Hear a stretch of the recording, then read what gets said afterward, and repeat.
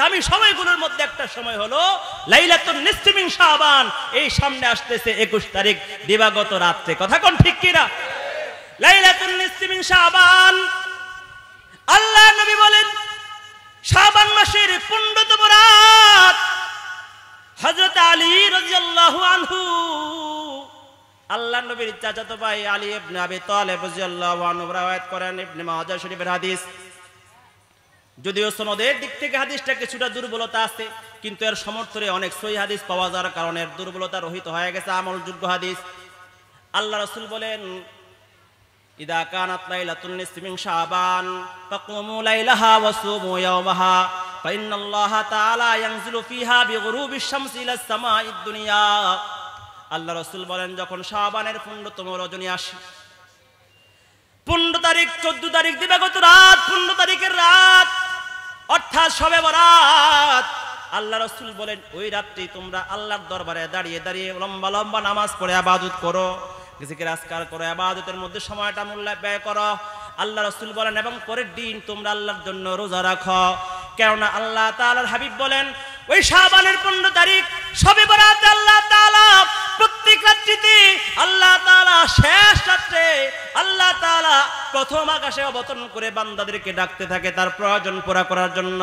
কিন্তু শবে বরাতের রাতে আল্লাহ নবী বলেন সূর্য অস্ত যাওয়ার সঙ্গে সঙ্গে আল্লাহ পাক রব্বুল আলামিন প্রথম আকাশে অবতরণ করে। সূর্য অস্ত যাওয়ার সঙ্গে সঙ্গে প্রথম আকাশে অবতরণ করে।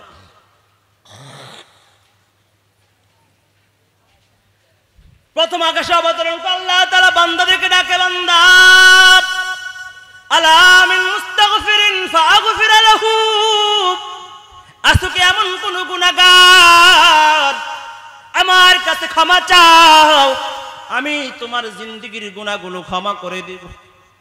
আলা মিন মুস্তাগফিরিন ফাগফির লাহু, আলা মিন মুস্তারজিকিন ফারযুকহু, আজকে এমন কোন অভাবী তোমার রিজিকের প্রয়োজন, আমার কাছে তুমি চাও, আমি তোমার রিজিকের সমস্যার সমাধান করব, আমি তোমার অভাব দূর করে দেব। কে বলে? জোরে বলেন কে? আলা মুফতারান ফাওয়াফিহি আলা কাদা হাত্তা ইয়াতলু আল ফাজর। আল্লাহ রাসূল বলেন আল্লাহ তাআলা বান্দার প্রত্যেকটা বিপদ প্রয়োজনের কথা উল্লেখ করে করে বান্দাকে ডাকে,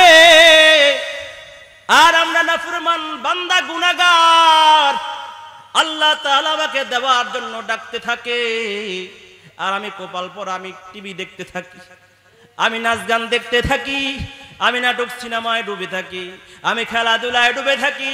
আর ওই শবে বরাতের রাতে আল্লাহ পাক যখন ক্ষমা করার জন্য আমাকে দেওয়ার জন্য ডাকে, আমি তখন ডেক নিয়ে খিচুড়ি নিয়ে বিরিয়ানি পাকানোর মধ্যে ব্যস্ত থাকি। কথা বলেন ঠিক কিনা? মুসলমান ভাইরা আমার, কত বড় হতভাগার কথা, আল্লাহ তাআলা ডাকে দেওয়ার জন্য, কিন্তু আমরা নিতে তৈরি না, রাজি না। ও মুসলমান, আজকে এক প্রকার এক শ্রেণীর মানুষ বের হয়েছে যারা শবে বরাতকে অস্বীকার করে। কথা কোন ঠিক কি ঠিক না? বলে শবে বরাত বলতে কিছু নাই, মুক্তির রাত বলতে কিছু নাই। আরেক শ্রেণী বার হইছে এই রাতের মধ্যে যা কিছু নাই তাও করে, অর্থাৎ বাড়াবাড়ি আর ছাড়াছাড়ির কবরে পড়ে। আজকে শবে বরাতটা ধ্বংস হয়ে যাচ্ছে, জোরে কোন ঠিক কিনা? যারা বলে শবে বরাত বলতে কিছু নাই তারাও ভ্রান্তির মধ্যে রয়েছে, আর যারা শবে বরাত উপলক্ষ করে অত্যন্ত বানোয়াট আর মন গড়া কিছু ইবাদত আর অনুষ্ঠান উদযাপন করে তারাও ভ্রান্তির মধ্যে রয়েছে। আর মধ্যবর্তী যেটা বাড়াবাড়িও হবে না, অতিরিক্ত কোনো আমল করা হবে না, অতিরঞ্জিত অনুষ্ঠান করা হবে না, কোনো জাঁকজমকপূর্ণ অনুষ্ঠানও করা হবে না, আর এটাকে অস্বীকার করাও হবে না। শবে বরাত আছে, এর মধ্যে রাসূলের সুন্নাত অনুযায়ী শালীনতার সাথে যতটুকু শরীয়ত অনুমোদন করে সেইভাবে সেইটুকু আমল করা এই রাতের কর্তব্য এবং অপরিহার্য বিষয়, এবং এটাই আমার জন্য কল্যাণ বয়ে আনবে। অতিরঞ্জিত করলে এর মধ্যে গুনাহ হবে। কথা কোন ঠিক কি না? যারা অস্বীকার করে তাদেরকে জবাব দেই। বলতে পারে হুজুর আপনি যে হাদিস শোনাইছেন ইবনে মাজার হাদিস, এটা তো জয়ীফ হাদিস, আবার আরো মজবুত হাদিস শোনাই। সহিহ ইবনে হিব্বানের মধ্যে ইবনে হিব্বান রাহমাতুল্লাহ আলাইহি কিতাবুস সহিহর মধ্যে হাদিস উল্লেখ করছেন হযরতে আরেক সাহাবী থেকে রওয়ায়াত করছেন মুআয ইবনে জাবাল রাদিয়াল্লাহু আনহু থেকে, যে আল্লাহ পাক রব্বুল আলামিন এই লাইলাতুন নিসফি মিন শাবান শবে বরাতে আল্লাহ তাআলা বলেন, আল্লাহ তাআলা বান্দাদের দিকে বিশেষ নজর দেন। ইয়াত্তালিউল্লাহু ইলা খালকিহি ফি লাইলাতিন নিসফি মিন শাবান ওয়া ইয়াগফিরু লিজামিই খালকিহি ইল্লা লিমুশরিকিন ওয়া মুশাহিন।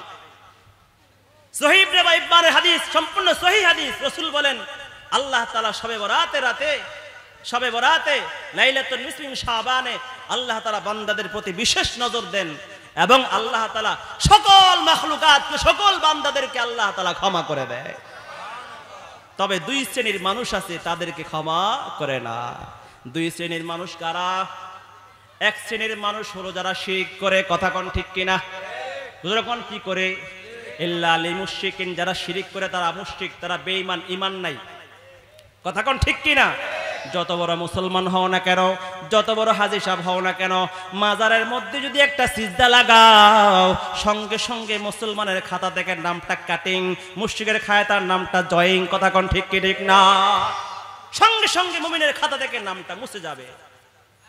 আল্লাহ পাক সকল কুদরত আলাপ, সব কিছু দেনেওয়ালা মালিক আল্লাহ, স্বীকার করো। কিন্তু যদি মাঝে মধ্যে সন্তান হয় না, বিরক্ত হয়, যদি মাঝে মধ্যে মাজারের কাছে গিয়ে হলো বাবা একটা সন্তান দি, সঙ্গে সঙ্গে মুশরিকের খাতায় নাম মুশরিক, কথা কোন ঠিক কি ঠিক না? ইন্নাল্লাহা ইয়াগফিরু যুনুবা জামিআ, আল্লাহ তাআলা সকল গুনাহ ক্ষমা করে। ইন্নাল্লাহা লা ইয়াগফিরু আইয়ুশরাকা বিহি ওয়া ইয়াগফিরু মা দুনা যালিকা লিমান ইয়াশা।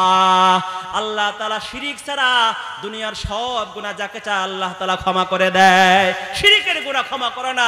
এইজন্য লুকমান হাকিম রাহমাতুল্লাহি আলাইহিস সালাম সন্তানকে নসিহত করে, ওয়া ইয ক্বালা লুকমানু লিইবনিহি ওয়া হুয়া ইয়াইদুহু ইয়া বুনাইয়া লা তুশরিক বিল্লাহ ইন্না শিরকা লাযুলমুন আযীম। সন্তান রে, আল্লাহ তাআলার সঙ্গে কাউকে শরীক করবা না, আল্লাহ তাআলার সঙ্গে শিরক করবা না। শিরক এমন একটি জুলুম, এমন একটি গুনাহ যা কোনোদিন আল্লাহ তাআলা ক্ষমা করবে না। শিরকের গুনাহ কোনোদিন ক্ষমা হবে না। এই জন্য এই শিরক আমাদের ভিতরে আছে না নাই? যতই শবে বরাত পালন করো, সারা জিন্দেগি যতই কদরে ইবাদত করো, যতই রমজান রোজা রাখো, যদি ভিতরে শিরক ঢুকে যায়, এই ইবাদত আর আমলের কোনো দাম নাই। শিরক আছে না নাই? আমাদের ঈমান নষ্ট করার জন্য আজকে রাস্তার মোড়ে মোড়ে ড্যাগ আছে না নাই? রাস্তার মোড়ে মোড়ে মাজার আছে না নাই? আল্লাহর ওলি, আল্লাহর প্রিয় বান্দারা তো দুনিয়ার জমিন থেকে চলে গেছে, আর তাদের বেলায়াত আর শ্রেষ্ঠত্বের মর্যাদাকে নষ্ট করার জন্য এক প্রকার বেঈমান মুশরিক মাজারের মধ্যে আস্তানা করে মানুষের ঈমান ধ্বংস করার কন্ট্রাক্ট নিয়েছে। জোরে কোন ঠিক কিনা? মুসলমান, এই মুশরিককে আল্লাহ তাআলা ক্ষমা করবে না। আর হচ্ছে হিংসা বিদ্বেষকারী যারা, হিংসা বিদ্বেষ আছে না নাই? বাপরে বাপ, কত হিংসা, কত হিংসা! নিজে সব কিছু পেতে চায়, আরেকজনের হোক চায় না। নিজের ব্যবসায় উন্নতি চায়, আরেকজনের একটা ধ্বংস হয়ে যাক এটা চায়, কথা কোন ঠিক কিনা? তাহলে এই রাতে আমরা কি ইবাদত করব? এই রাতের মধ্যে যারা অস্বীকার করে তাদের জবাব দিয়ে দেবে সহিহ হাদিস। আরো হাদিস আছে, রাসূল করিম সাল্লাল্লাহু আলাইহি ওয়াসাল্লামের এক হাদিস। হযরত আলা ইবনুল হারিস রাদিয়াল্লাহু আনহু বলেন, আম্মা আয়েশা সিদ্দিকা রাদিয়াল্লাহু আনহু বলেন, একবার রাসূল করিম সাল্লাল্লাহু আলাইহি ওয়াসাল্লাম রাতের বেলা দাঁড়িয়ে দাঁড়িয়ে নামাজ পড়তেছে। আম্মা আয়েশা বললেন, আমি রাসূলকে খুঁজে পাই না। তাকায় দেখি রাসূল নামাজ পড়তেছে। নামাজের মধ্যে এত লম্বা সিজদা দিল, সিজদার মধ্যে পড়েছে তো আল্লাহর নবী আর উঠে না। ফাযানানতু আন্নাহু ক্বাদ কুবিদা, আমার ধারণা হইল আল্লাহর নবী হয়তো মরে গেছে সিজদার মধ্যে। আম্মা আয়েশা সিদ্দিকা দাঁড়ায় উঠলেন, রাসূলের কাছে গিয়ে আল্লাহর নবীর বৃদ্ধাঙ্গুলের মধ্যে নাড়া দিলেন। আল্লাহ নবীর হাত নড়াচড়া করল। আম্মা জান বললেন, আমি বুঝতে পারলাম আল্লাহ রাসূল মৃত্যুবরণ করে না। আমি আবার আমার জায়গায় চলে আসলাম। যখন আল্লাহর নবী নামাজ থেকে ফারেগ হইলেন, আল্লাহ নবী আমার দিকে তাকাইলেন আর বললেন, ইয়া আয়েশা আও ইয়া হুমায়রা। আল্লাহ রাসূল বললেন, হে আয়েশা, তুমি বুঝি ধারণা করেছো আল্লাহর রাসূল তোমার উপরে জুলুম করছে? তুমি হয়তো ভেবেছো আল্লাহ নবী অন্য জায়গায় অন্য বিবির ঘরে চলে গেছে। আল্লাহর নবী বলেন, আম্মা আয়েশা বলেন, না ইয়া রাসূলুল্লাহ, আমি তো ধারণা করেছিলাম আপনি হয়তো মৃত্যুবরণ করেছেন লিতাউলি সুজুদ, আপনার লম্বা সিজদার কারণে।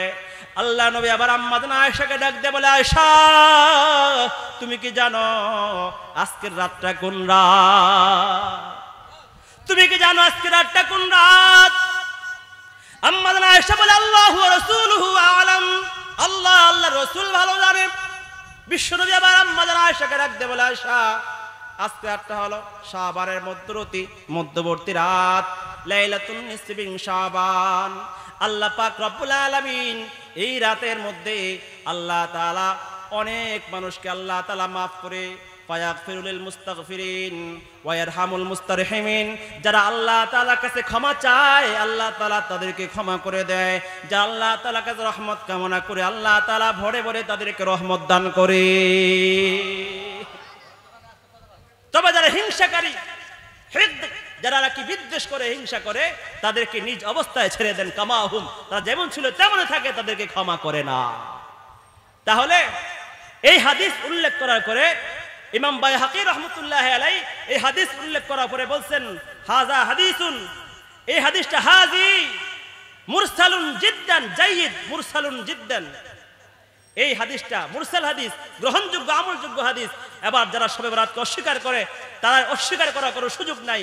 আর এই শবে বরাতকে কেন্দ্র করে আরেক শ্রেণীর মানুষ আছে, শবে বরাতকে কেন্দ্র করে এত এত বানোয়াট আমল বানাইছে, হালুয়া রুটি পাকায়, আছে না নাই জোরে কোন, হালুয়া রুটি পাকায়, মসজিদে মসজিদে বিরিয়ানি আর খিচুড়ির ধুম পড়ে, কথা কোন ঠিক কিনা?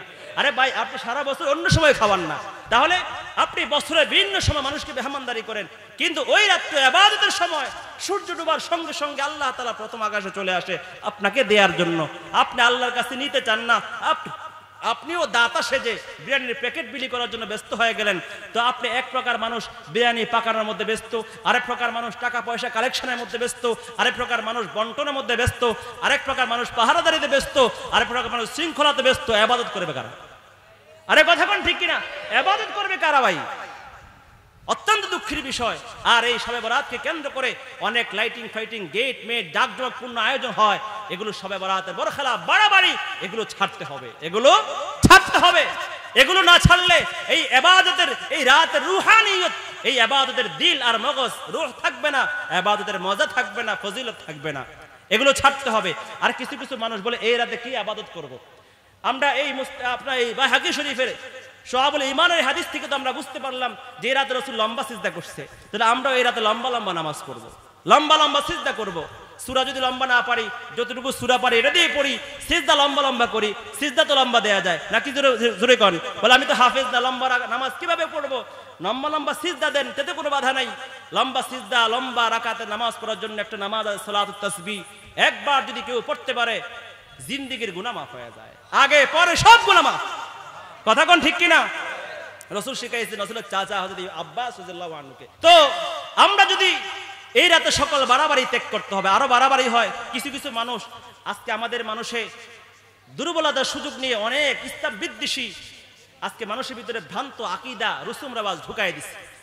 এর মধ্যে একটা রসুম কি আছে, শবে বরাত রাতে গোসল করে। আরে গোসল বলতে কিছু নাই, গোসল দুপুরে করছেন ওইটাই চলবো। তারপরে অনেক মন গড়া নামাজ পড়ে, আলফিয়া নামাজ, মানে 1000 রাকাত নামাজ, এত রাকাত নামাজ, এত উমুক উমুক সূরা এতবার পড়তে হয়, আলফিয়া নামাজ বলে। এগুলোর কোনো ভিত্তি, এগুলোর কোনো গ্রহণযোগ্যতা শরীয়তের মধ্যে নাই, সব বানোয়াট। কথা কোন ঠিক কিনা? মনে রাখবে, সব বানোয়াট।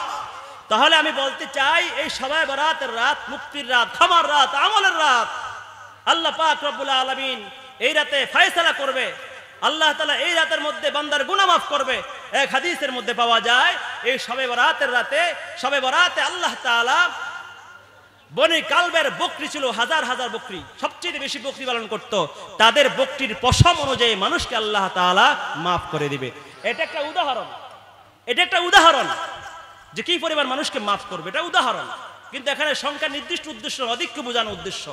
তারপরে অন্য হাদিসের মধ্যে রাসূল বলেছেন, ফিহা তুরফাউ আমালুহুম ওয়া তুনজালু আরযাকুহুম, এই রাতের মধ্যে বান্দার আমল কুড়ানো হয়, রিজিক নামানো হয়। এই রাতের মধ্যে আল্লাহ তাআলা লিখে দেন কারা কারা এই আগামী 1 বছর মৃত্যুবরণ করবে, কারা কারা জন্মগ্রহণ করবে, এগুলো ফয়সালা করা হয়, বাস্তবায়ন করা হয়। তাহলে এই রাতগুলোর মধ্যে যদি আমরা সময়গুলোকে ইবাদতের মধ্যে কাটে, তাহলে আমার ফয়সালাটা সুন্দর হওয়ার আশা করা যায়। আর যদি আনন্দ ফুর্তির মধ্যে কাটে, এখন আমরা আনন্দ ফুর্তির মধ্যে কাটাই, খিচুড়ি বিরিয়ানি এগুলা খাওয়া, মিষ্টি খাওয়া, বন্টন করার মধ্যে সময়গুলো কাটাই, এক মসজিদেরটা হয় না। কিছু কিছু যুবক দল বেঁধে কখন এই মসজিদে একবার দোয়া শরীক হয়ে মিষ্টি খায়, আবার পাশের মসজিদে যায়, আবার আরেক মসজিদে, আর এই সুযোগে জুতা শ্রোতা আলহামদুলিল্লাহ খুব এক্সপার্ট। কথা কোন ঠিক কিনা?